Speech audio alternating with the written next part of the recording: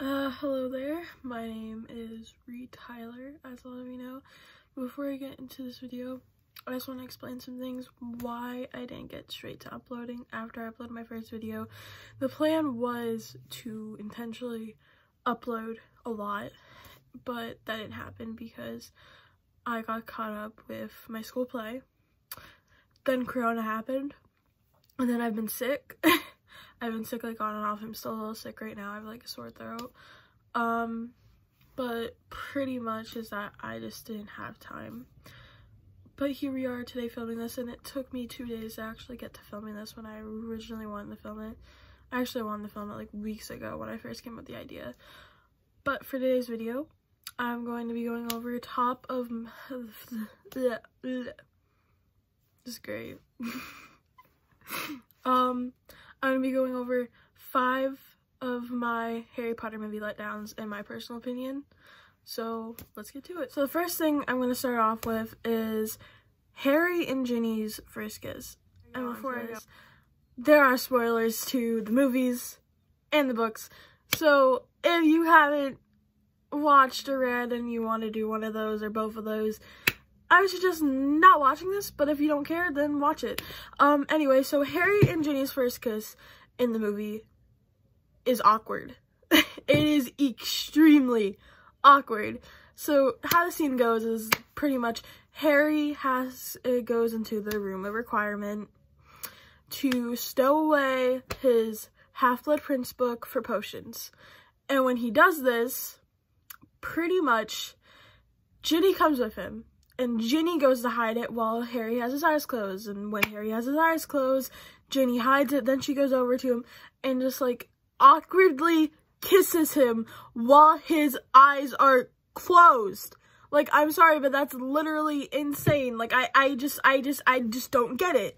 But in the books, what happens is that Harry can't participate in the last game of the Quidditch, like their Quidditch season at Hogwarts, their last game for the cup, and because he gets attention from Snape, so then they have to substitute Ginny in as Seeker. Dean has to come play after Ginny and Dean just broke up, and then they win, and Harry comes back.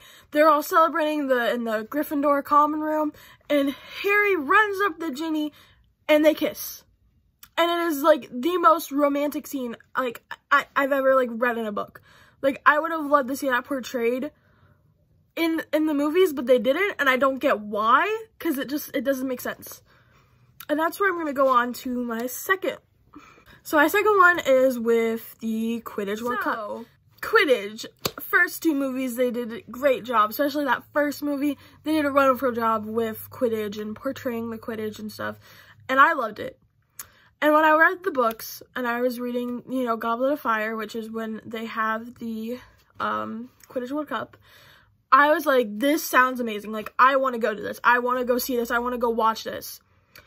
But in the movie, when they go to it, there's characters missing, there's plot holes, and then, of course of all, there's no Quidditch.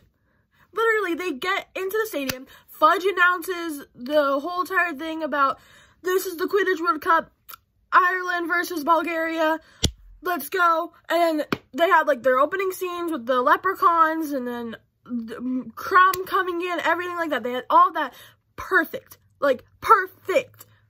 But what did they not include? The match. Or how Fred and George won money off of Ludo Bagman, which was like one of their people to start it.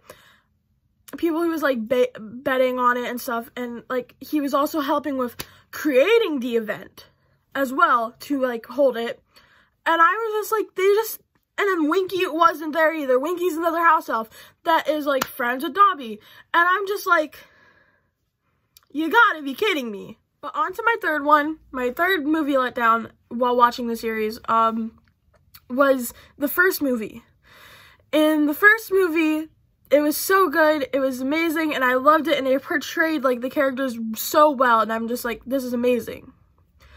But what they didn't do is include Hermione's challenge at the end of the book. At the end of the book, in the Philosopher's Stone, they go through the challenges, and it's like, you know, how Ron had his wizard's chest, Harry had the flying to catch the broken winged key, and Hermione's thing was supposed to be potions, and knowing like what potion was which, what potion would do this and do that, and they cut it from the movie.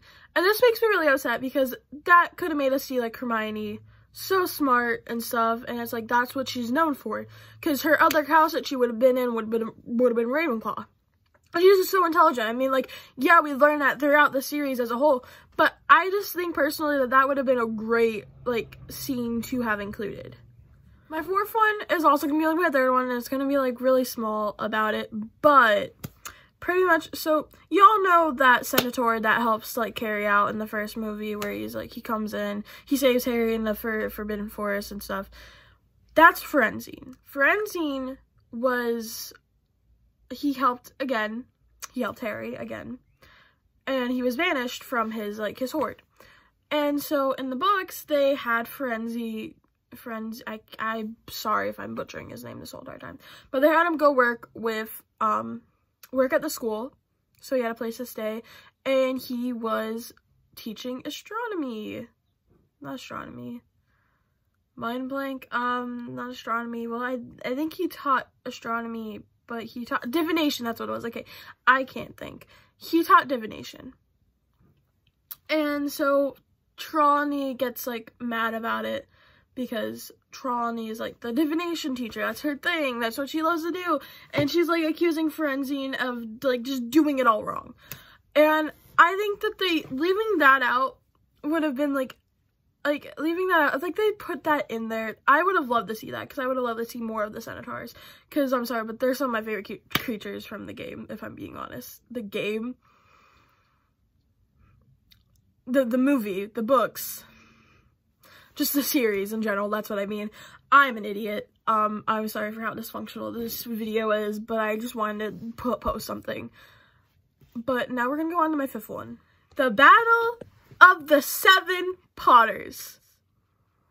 One of the biggest scenes, the starting scene of Deathly Hallows. It's like the starting of the whole thing. So Harry and all of them, they say goodbye, and then the others come there. They all drink these Polyjuice potions to become Harry and look like Harry, so they could trick if the Death Eaters found out about their plans, they could trick the Death Eaters in thinking who's who and stuff. And so in the books, they describe more of, what's his name, Mad-Eye Moody's death.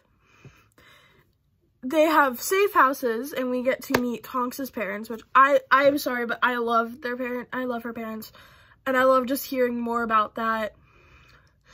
And it's just like, the books made it so much more like eventful than what the movies did. The movies did not do as good of a job at it as the books did. And another thing that I wish they would have included in the movies is the goodbye from Dudley. So Harry goes on about saying that they didn't care about him and stuff, and Dudley's just like, I care about you.